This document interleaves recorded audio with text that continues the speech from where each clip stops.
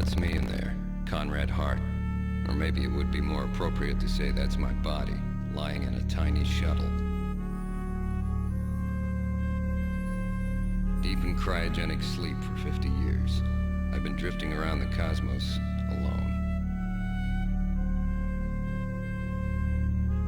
But however infinite the universe may be in size, you cannot be alone forever.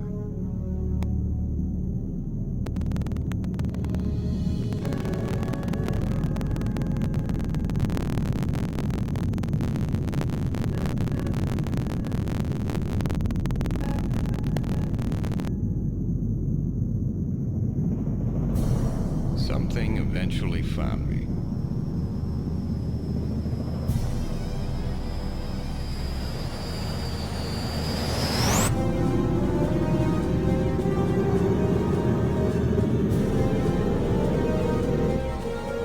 They saw my shuttle and beamed me aboard.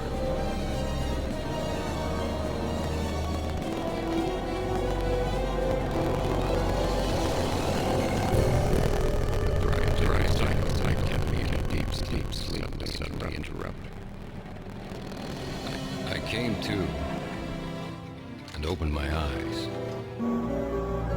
only to realize that to my horror, I was back in the clutches of my worst enemy, the morphs. And it didn't take them very long to decide my fate.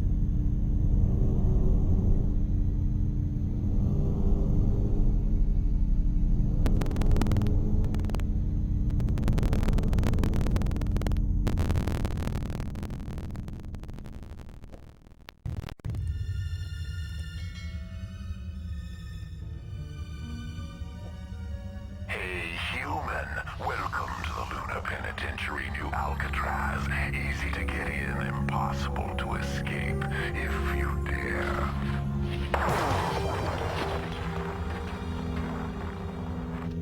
The lizard was mistaken. We can escape in a cargo vessel. I'm John O'Connor. I was gonna take you with me when I escape, but you were out cold. By the way, I left you a few items of interest. You better grab your gear and move out. Maintain radio silence. I'll contact you at the appropriate time.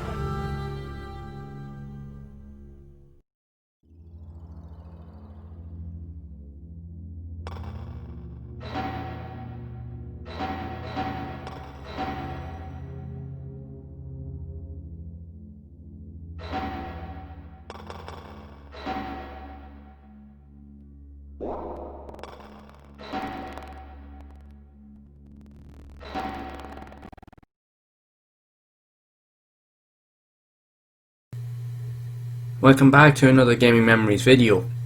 Here we are looking at a quite unique sci-fi adventure game that was released in the early days of the PlayStation, known as Fade to Black. This is actually a sequel to a game that was originally on the likes of the Sega Mega Drive or Genesis way back in the day, called Flashback. So essentially you play as the same character from that original game. But this game here takes on a whole different perspective compared to the original title. The original title was more of a side-scrolling platformer game, whereas this here takes on a completely different type of genre style. It's a third-person action-adventure game with kind of like early type of over-the-shoulder mechanics in terms of its combat. So you start off the game by being imprisoned in some sort of space kind of prison after waking from a cryogenic sleep, and you pretty much, the first level tasks you in the game with trying to escape. Now you've gotten help to try and get out, so it's up to you then to try and get past the security, take out as many enemies as you can while getting past all the security systems, and obviously without dying. and then trying to move on to the next stage. So I remember actually playing this game for the first time way back in, I remember when the PlayStation, not when it first came out, but I remember a few months after I'd originally played my first experience with the PlayStation. I remember actually getting my hands on one of the monthly demo magazines that at the time would usually come out, and the unique thing about a lot of those demo discs, that not only would they actually have, say, playable demos of, say, new games that were coming out, but they would also add in, on certain months, demos of other games that had been out already a while, even a year or two, like quite popular games and quite quirky and unique type of games to obviously make people, to give access to people that didn't know about these games, to make them more aware of them. And that's how I originally got to be familiar with this game. And I have to say now, this is actually definitely a really good game. I will admit, it is testing and it is challenging because the controls in the game at the time are quite clunky, but it has very good level design, and has a really good story with good voice acting and so forth, which was kind of ahead of its time for the PlayStation, even for just games in general. Because even if you look at the original intro sequences to the game, it really was a step up because it was very cinematic. It was like something you'd see out of actually like a movie at the time, and it really stood out, so it did. And this here game does have like a bit of a cult following as well, because if you are into sci-fi adventure games, this here game is definitely unique. Now it does provide, I'll be honest, one hell of a challenge. This is actually a very, very difficult and tough game to play. You'll get past the first level, but it does get a lot more difficult as the game goes on. I remember getting so far into the game, and it got to a point myself and my brothers actually, when we did get the original game later on, and it was very, very difficult to finish it or even get past certain points in certain levels without literally just being wiped out.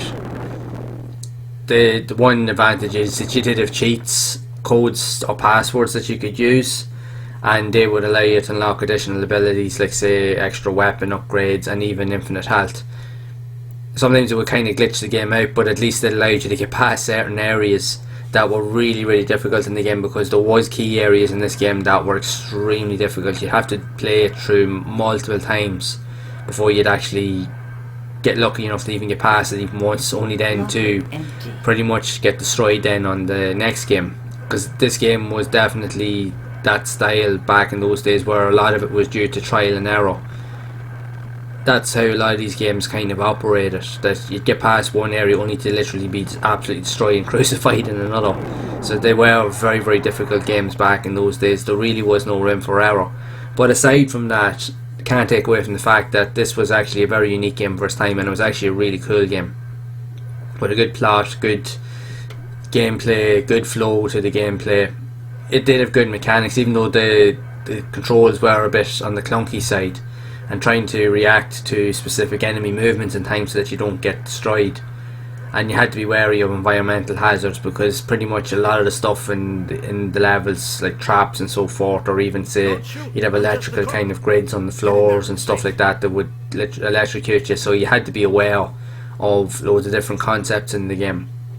But that's what all added to the challenge, and again, it's just, this was actually a really unique game.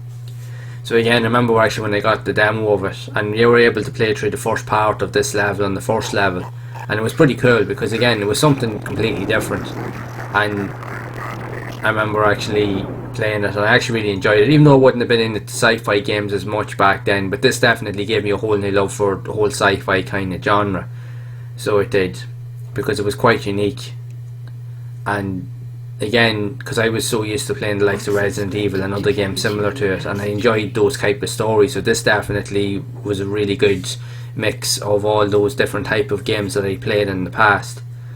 Even though this is one of the earlier games on the PlayStation, it definitely offered a lot for its time.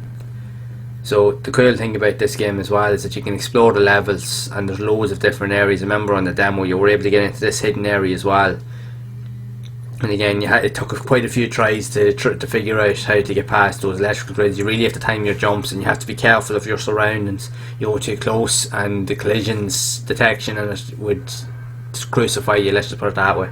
So you really had to be extremely careful of your surroundings in this game.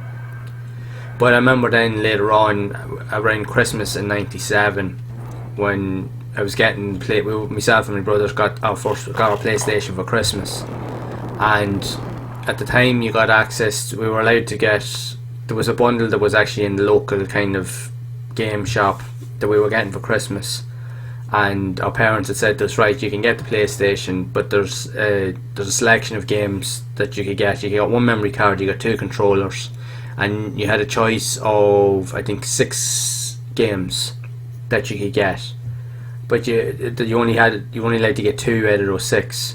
And I remember in particular there was PGA Tour Golf 96, there was Actua Soccer, Fade to Black, Ridge Racer, and there was 2 other games. I can't remember quite what they were, but I do remember actually, because I wanted a racing game, so I ended up picking Ridge Racer, but my brother Stephen wanted Fade to Black because he actually really enjoyed this as well, because he likes all these kind of story driven type games. So he ended up getting this one here. Just kept everybody happy pretty much, so everyone got what they wanted. But we still ended up, my parents ended up, because my dad wanted a game as well, so he ended up getting PGA Tour Golf, and they ended up buying us Actua Soccer anyway, so we had plenty to play anyway on Christmas Day, which was quite fun. But again, these were the 2 games we wanted and we got, so we definitely played this quite a bit. I remember like Stephen played it for quite a while, but it was a struggle trying to get through the levels, but it was interesting to play it and just to kind of go into the story and to try and learn more about it. And like you said, the longer you play it, the story really does develop the more that you play into the game. And again, the voice acting, everything is actually quite cool in the game. Even though the graphics in terms of today's games may not hold up as well, but it doesn't really matter about the graphics, because like I said, the one thing I love about the PlayStation console is the graphics don't have to be insanely good for the games to be really good. And I know it does have clunky controls and it does take a bit of getting used to, but there's definitely a really good game here that definitely does have a cult following. And this game actually did sell a ton on the PlayStation back in the day, because it went on to be part of the PlayStation, what they used to call back in the day the Platinum Collection, and that was solely for games that actually were very popular. It sold over a select amount of copies. I think it was like over 1 million copies if they were sold. They'd be put on the budget Platinum Collection, which is what it was called back in the day. So this was even part of that as well. So that'll tell you how popular this game actually was. It was a really, really unique game. So if you're into sci-fi type of action games that's that's story driven, that has really good cinematics, even for the likes of the PlayStation era, I definitely highly recommend that you check Fade to Black out. It does take a bit of getting used to, I'm not going to deny that for a second, but if you're willing to be patient with the clunky mechanics and gameplay, there's definitely a good game to be had here. And it's definitely unique. And the one thing I will say about it is as well, is even for back in those days, it definitely has a really unique vibe about it, a really unique atmosphere that for me back then, because I was at that impressionable age, games just definitely appealed to me probably as much back then as they do today. And because I was experiencing so many of these unique type of games all within the space of a couple of months of each other on the system, that's why I'll always recommend and say that the PlayStation is my favourite console of all time, which it is, because the games on it were so unique for their time. Some of them were even way ahead of their time, but a lot of them even introduced you to new type of ideas and thought processes, and even just different genre types, and even new genres were created during this era of gaming as well. And like this video game would have been a prime example of that too.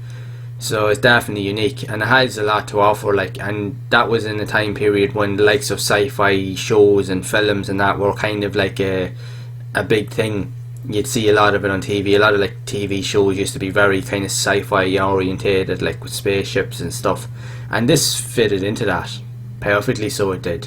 It kind of definitely fitted that into that vibe. So if you were into that type of thing, this was definitely a good game to play. So it was. It definitely fitted into that time period. That's the one thing I'd definitely say. It really, really did. It suited it really, really well. because it really did capture a unique kind of vibe and atmosphere. It definitely had something about it that was definitely unique, and it really stood out to me anyway when I played it.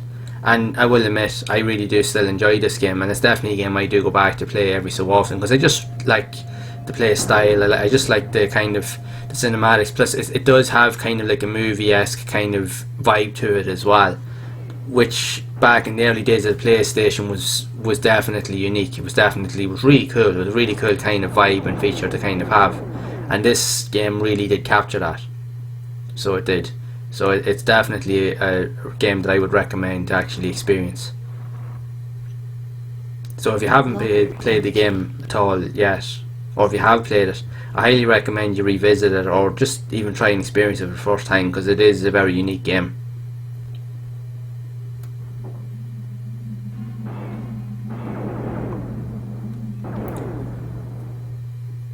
So what are your thoughts on Fade to Black? Did you happen to own it back in the day? And if so, did you play it? Did you enjoy it? And what did you actually think of it?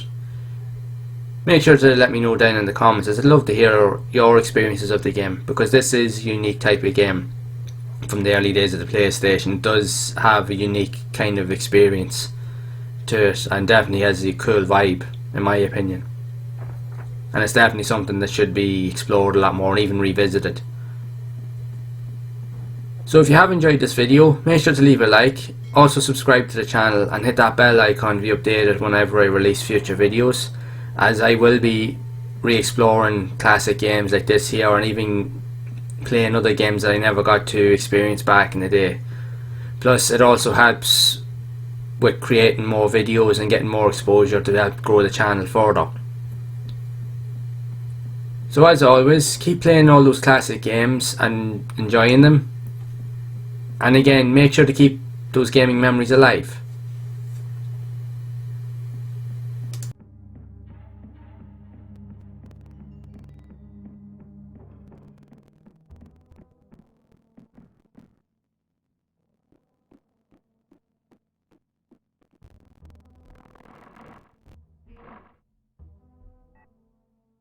Well done. Now all we need to do is activate the hangar doors. There's only one catch.